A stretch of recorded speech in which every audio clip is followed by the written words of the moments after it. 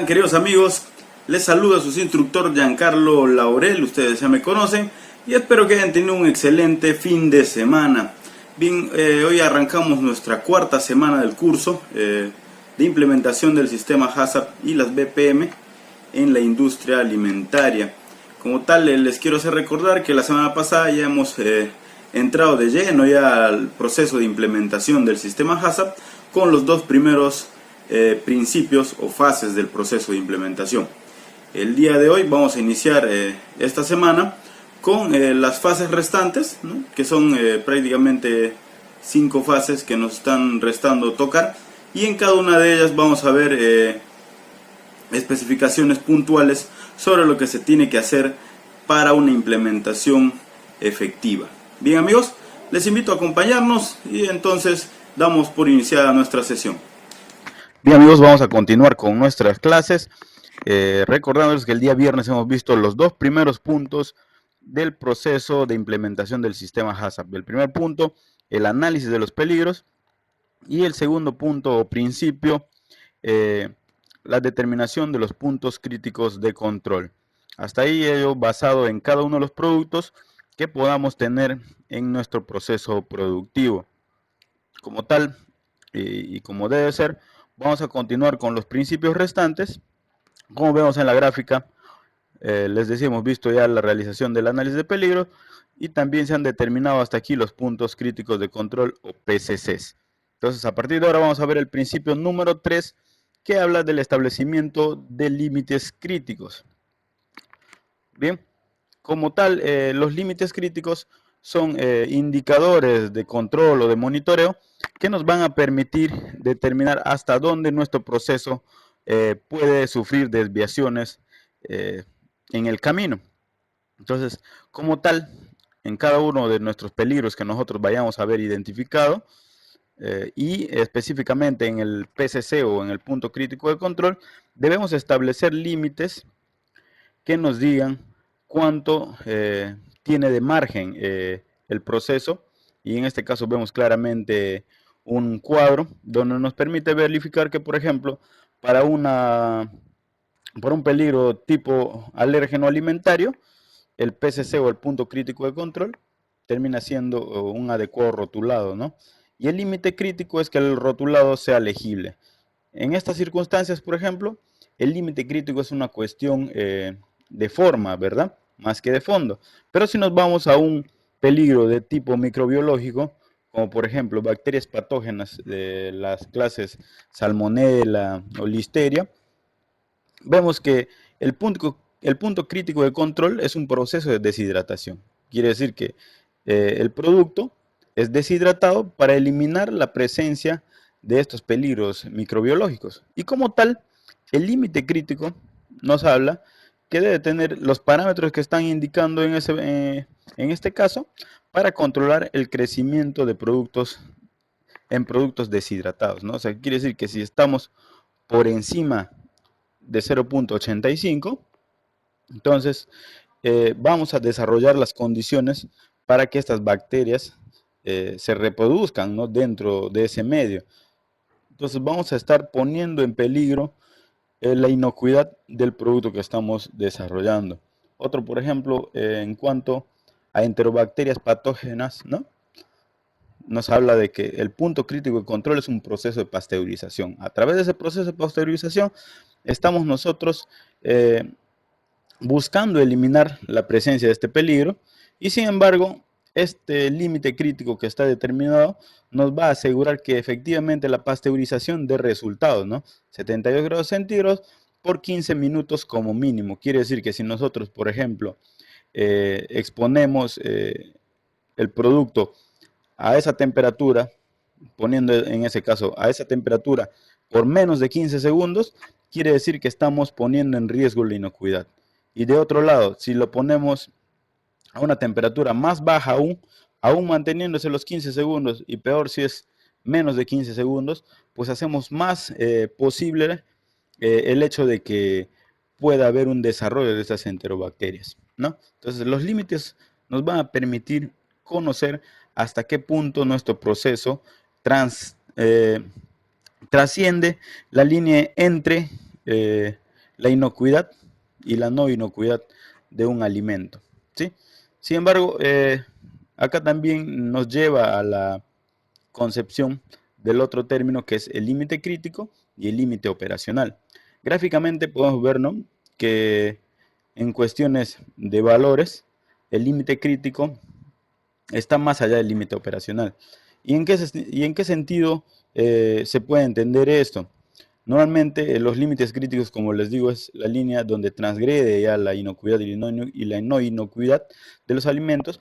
Por tanto, los equipos de implementación HACCP pueden establecer y deben establecer límites operativos que estén por debajo de los límites críticos. ¿Para qué? Para que cuando sucedan eventos de este tipo, ya se vayan haciendo ajustes del proceso que nos permitan eh, no llegar al límite crítico y poder afectar un lote de producción, porque de repente si todo nuestro producto excede el límite crítico, estamos poniendo en riesgo el producto y tranquilamente se puede echar a perder todo un lote de producción, ¿no? Entonces, en los límites operacionales buscan que a medida que el proceso está transcurriendo, se vayan haciendo ajustes sin que este límite eh, pueda implicar llegar al límite crítico de control.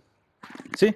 Por ejemplo, acá vamos a tomar puntualmente un ejemplo, ¿no? Para el proceso de almacenamiento, el límite crítico puede estar para un producto en 5 grados centígrados, mientras que el límite operativo va a estar a un máximo de 4 grados centígrados. Quiere decir que operativamente nosotros debemos estar monitoreando o vigilando que la temperatura esté a un máximo de 4 grados centígrados. Ya si llega al punto máximo de 5 grados centígrados, hay que hacer un análisis de por medio para determinar cuáles pueden ser las causas de que se esté llegando a este límite y obviamente tomar acciones correctivas que nos permitan reevaluar de repente incluso nuestro mismo sistema de análisis de peligros y también el establecimiento de los PCCs, ¿no? En otro proceso, por ejemplo, en el secado, nos habla de una humedad máxima de 10%. Quiere decir que al 10% de humedad ya estamos transgrediendo los límites permitidos. Pero sin embargo, eh, el límite operativo nos habla de un 9%, o sea, todavía tiene un mayor ajuste. ¿Para qué? Para no dejarnos permitir como proceso alcanzar el límite crítico, el cual podría estar afectando el producto. Bien, eh, luego también tenemos el establecimiento ya de un sistema de control para estos PCCs. Y bueno, si se van dando cuenta, esto es un proceso secuencial, ¿no? Primero hemos hecho el análisis de riesgos y peligros, luego hemos determinado los puntos críticos de control para estos peligros. Bueno, acabamos de ver también el establecimiento de los límites críticos para los mismos peligros también. Y ahora vamos a ver puntualmente cómo es que se establece un sistema de control para los límites críticos establecidos. Entonces, en ese escenario nos vamos a plantear estas 5 preguntas, ¿no? En la primera nos dice qué se monitorea, cuál es el parámetro que vamos a monitorear, ¿no? Y acá nos dice claramente es el parámetro característico del producto del proceso relacionado con el límite crítico establecido y determinar si se cumplen esos dichos límites. Entonces, estos límites no los establecemos nosotros o porque nos ha parecido correcto o nos parece bonito. No, estos límites o estos parámetros que se van a monitorear en la gran mayoría de casos están establecidos incluso por normas locales de cada país que nos dice cuánto de cada tipo de elementos que tengan presencia dentro del producto, ya sea dependiendo del rubro incluso, ¿no? Hay normas que están orientadas básicamente a harinas, galletas, pastelería, otro está orientado a puro aguas, otro está orientado a bebidas gaseosas, otra norma puede estar orientada a bebidas con contenido de alcohol. Entonces, estas normas nos van a decir qué parámetros o en qué niveles están los parámetros que nosotros debemos monitorear, ¿no? Cuando nos preguntamos luego cómo se realiza el monitoreo, pues determinando primero cuáles son los parámetros, entonces vamos a ver qué es lo que necesitamos, ¿no? Si se debe utilizar mediciones físicas o físicas y químicas, por ejemplo el monitoreo del pH, ¿verdad? Tiempo, temperatura, ya que normalmente este tipo de monitoreos están relacionados a algún tipo de control microbiológico en el proceso, ¿no? Porque hay cambios que están sujetos a la presencia de algún tipo de microorganismos y en el otro sentido también, ¿no? Hay microorganismos que están sujetos a la presencia de algún cambio físico o de repente químico en el producto, ¿no? ¿Con qué frecuencia se realiza el monitoreo? Eso también es importante indicar porque de esta forma nosotros aseguramos que este sistema de control se ejecute de manera sostenible durante el desarrollo de la fase productiva, ¿no? ¿Quién es la persona responsable del monitoreo? También, al desarrollar el programa de monitoreo, nos dice hay que preocuparse de designar a o las personas que estarán a cargo de efectuar el control de los PCCs. Normalmente eso lo hacen los analistas de calidad, ¿no? Y en el caso que tengamos una industria más pequeña, los mismos operarios suelen tener instrucciones, suelen dárseles instrucciones para que ellos hagan su propio control o monitoreo de los parámetros que vayamos a determinar dentro de este sistema de control. ¿Dónde se registra el monitoreo? Para cada PCC nos dice se debe desarrollar un registro. Ya vamos a ver más adelante que los documentos y los registros es información indispensable para el establecimiento del sistema HACCP. ¿Sí? Vamos a ver el punto de establecimiento de las acciones correctivas, ¿no? Este es otro de los principios, ¿no? Donde nos dice que debemos establecer programas de acciones correctivas orientado a que el sistema de control que hemos determinado hace un instante nos dé resultados que podamos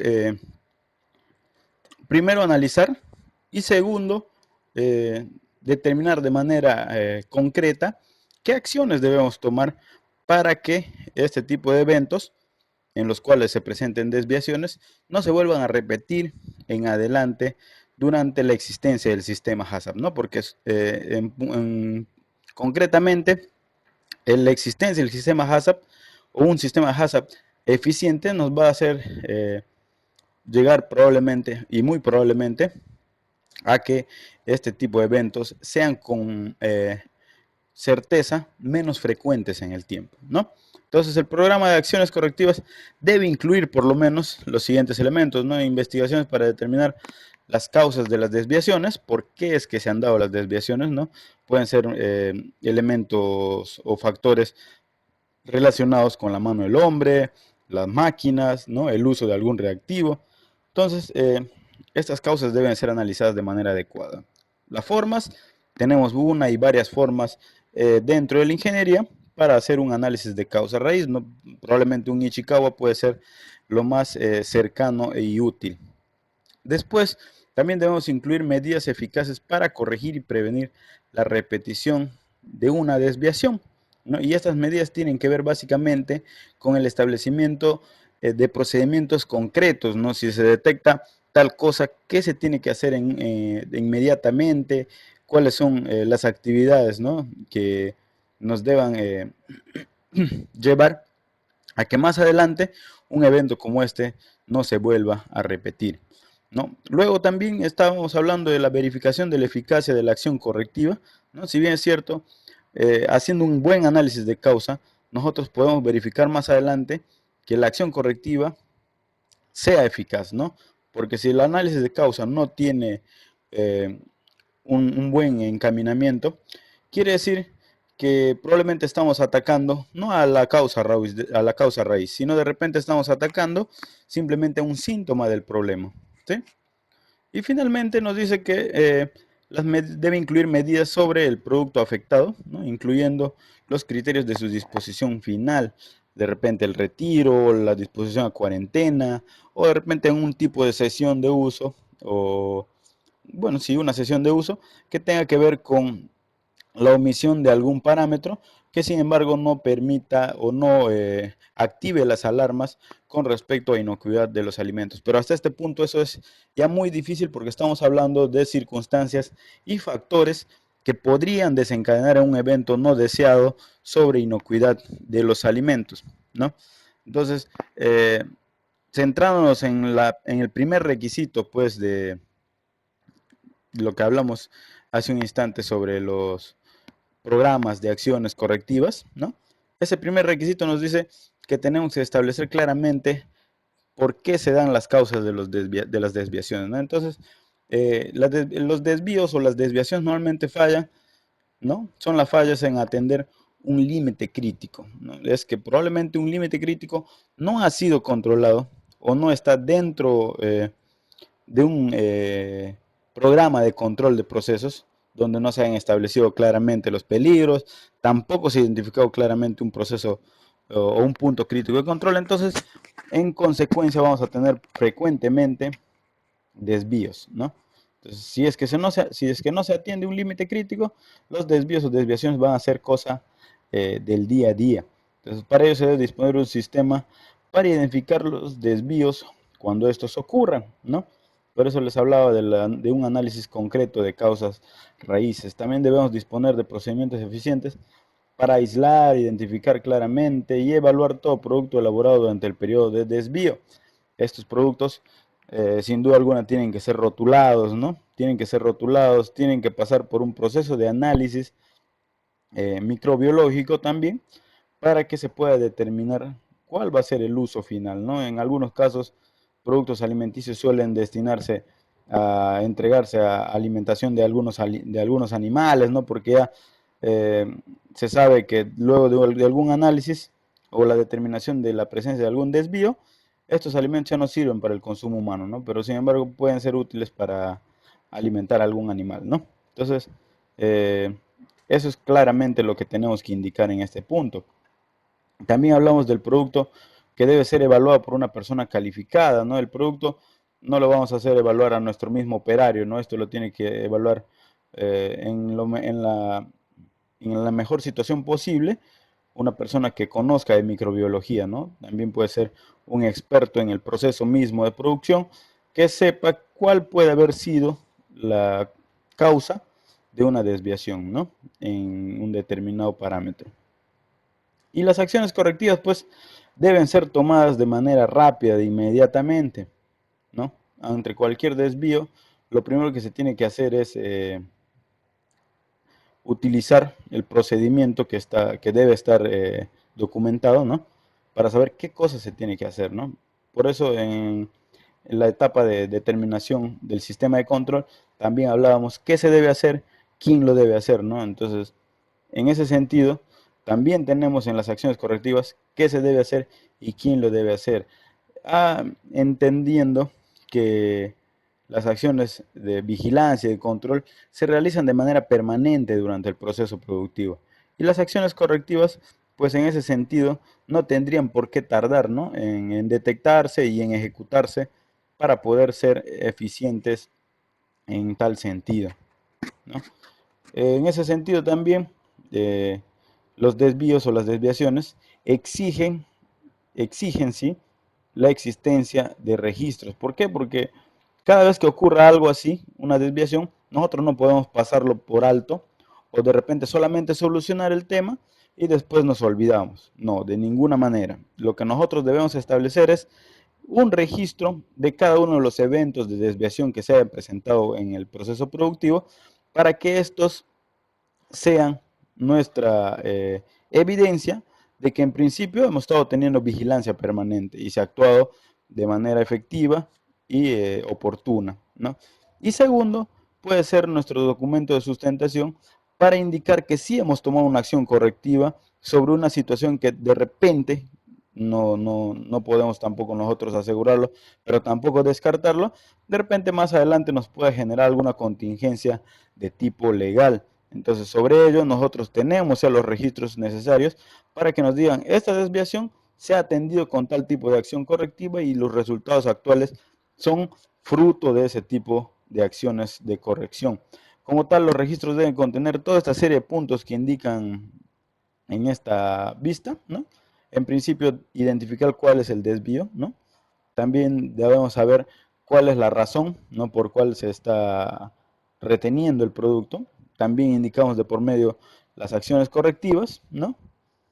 Y también eh, eh, solemos indicar las causas, ¿no? Porque si hacemos un buen análisis, como les decía hace un instante, de las causas raíces de las desviaciones, entonces lo mejor es documentarlo, identificarlo y ponerlo dentro de los registros para que eso sea una evidencia más adelante. Cuando vuelva a suceder también de repente, esto pueda servir como un antecedente y nos ayude a mejorar o a buscar una solución eh, que tenga mejores resultados, ¿no? Y finalmente una firma también del responsable como tal. Y bueno, para eso un ejemplo, ¿no?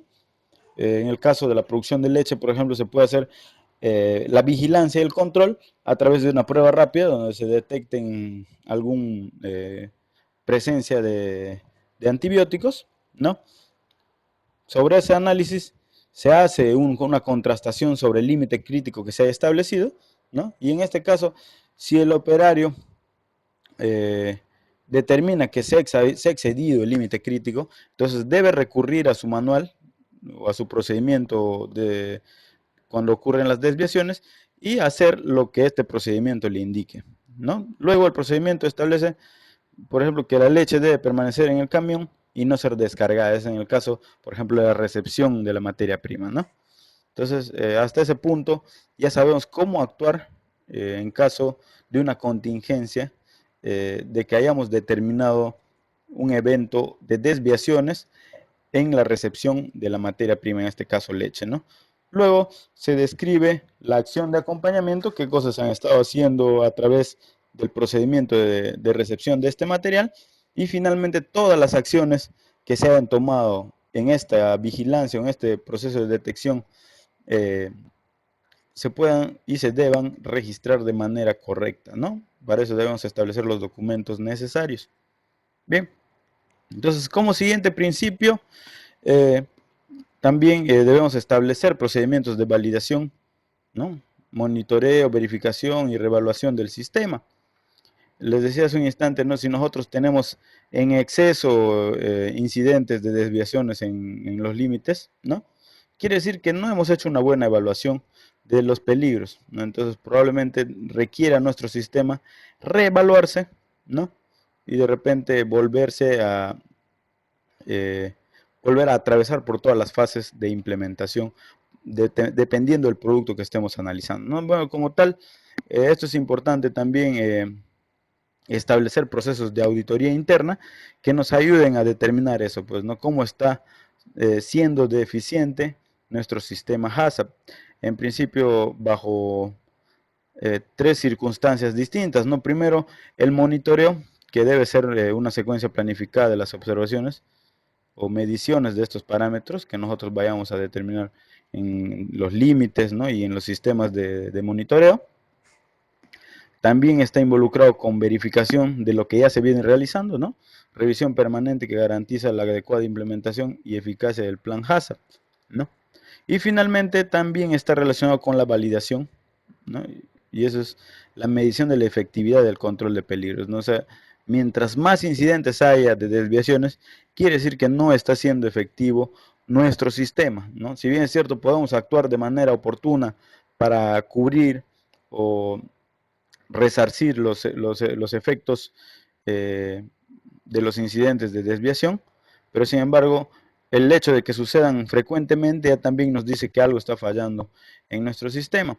En ese sentido, las auditorías deben girar en torno a un proceso como el que mostramos en pantalla, ¿no? Primero se deben registrar, bueno, revisar los registros, pero y esta revisión implica pues determinar en estas circunstancias cómo está funcionando nuestro sistema, ¿no? Y bueno, de ahí van a derivarse, por ejemplo, la verificación de equipos e instrumentos, porque si nosotros vemos en los registros que constantemente hay problemas, ¿no? Quiere decir que de repente hay un factor que puede ser máquinas y equipos que no están funcionando de manera adecuada.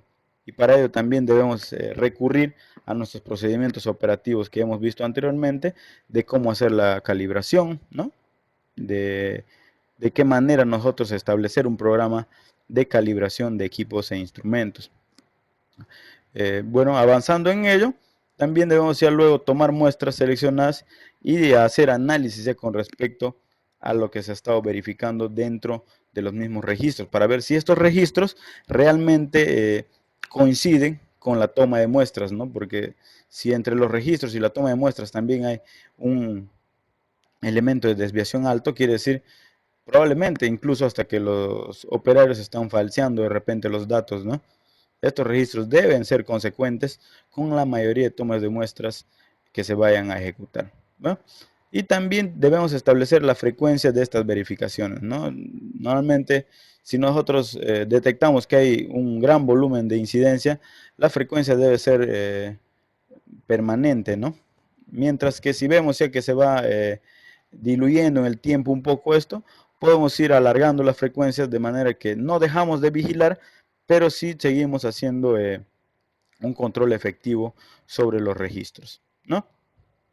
Y finalmente, la última fase de la implementación es establecer un sistema de documentación. El sistema de documentación que nos diga que desde la fase 1 hasta esta fase 6 que acabamos de ver, todo lo que haya sucedido debe estar predestinado o premeditada en un plan, en unos procedimientos.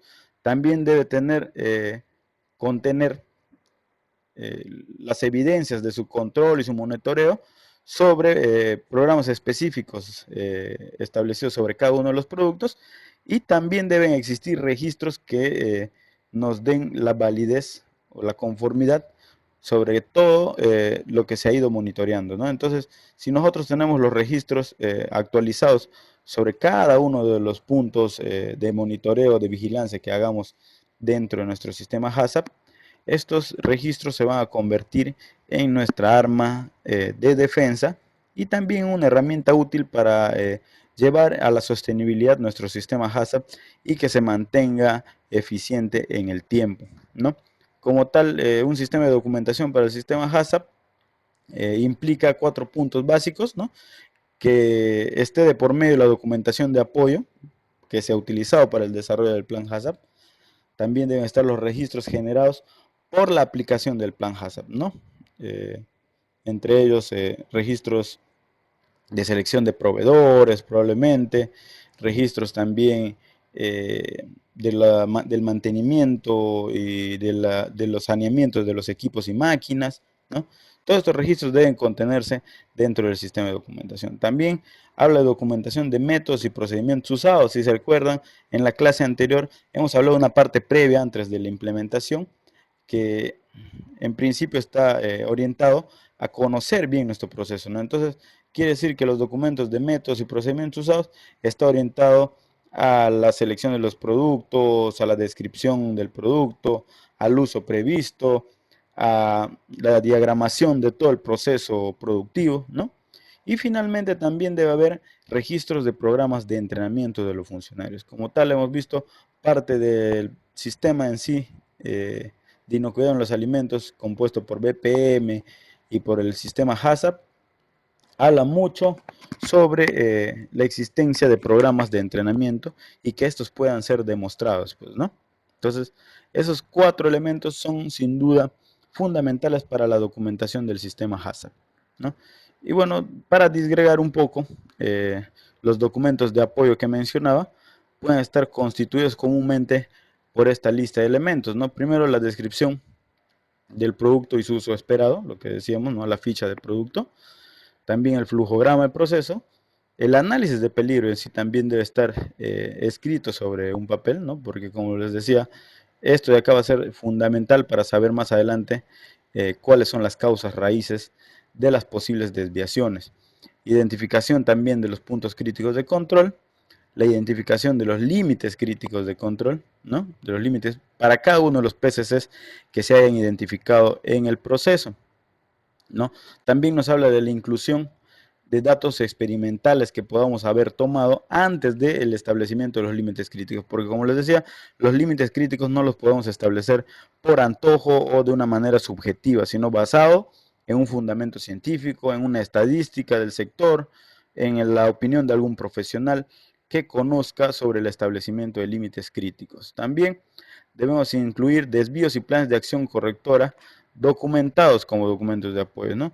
También actividades de verificación y procedimientos programados, lo que conocemos como auditorías, y también la identificación de las medidas preventivas para cada peligro, ¿no? Si bien es cierto, al analizar cada peligro ya hemos determinado cuáles van a ser las medidas preventivas en función a procedimientos operativos de los cuales ya se entiende que ya debemos tenerlos establecidos de acuerdo al tipo de producto que vayamos a fabricar, ¿no?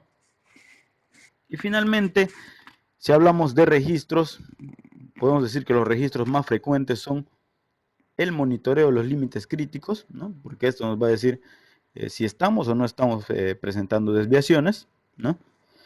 Segundo, las acciones correctivas sobre los desvíos, sobre reclamos, ¿no? Esas acciones correctivas deben registrarse. ¿Por qué? Porque son la muestra de que efectivamente estamos tomando medidas para poder atender a alguna desviación en el proceso.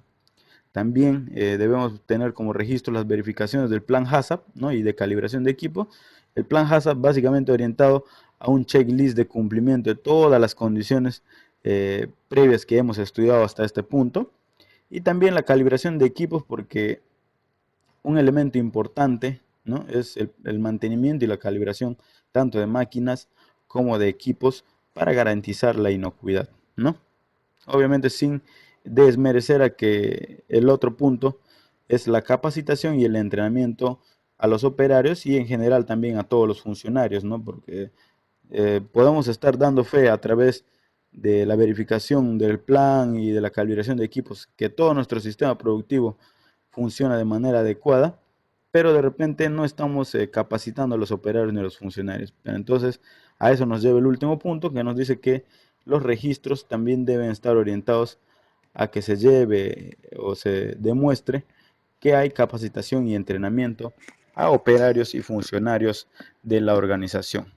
Bien, amigos, entonces hasta este punto hemos llegado ya a estudiar y a identificar cada uno de los principios que giran en torno a la implementación del sistema HACCP, ¿no? En nuestras organizaciones. Como tal, ya a partir de esta siguiente clase vamos a hacer ejemplos puntuales de varios tipos de productos sobre cada uno de los puntos o principios aplicados a ellos, ¿sí?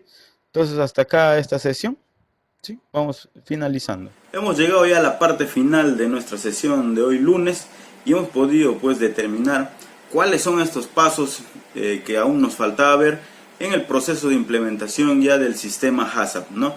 Hemos visto los principios, parte de los 7 principios, ya que la semana anterior habíamos visto los 2 primeros y en el día de hoy hemos complementado con los 5 restantes, empezando con el establecimiento de los límites críticos para el control y finalizando con todas las indicaciones con respecto a la implementación de documentos y registros. Bien, como tal, en estas 2 sesiones que nos quedan durante la semana, vamos a ver ya la aplicación práctica muy puntual sobre cada uno de estos principios y también un poco de orientación al respecto de las dudas que puedan tener cada uno de ustedes. Igual están invitados a formular todas sus consultas a través de nuestros canales y también en la plataforma del Google que estamos utilizando.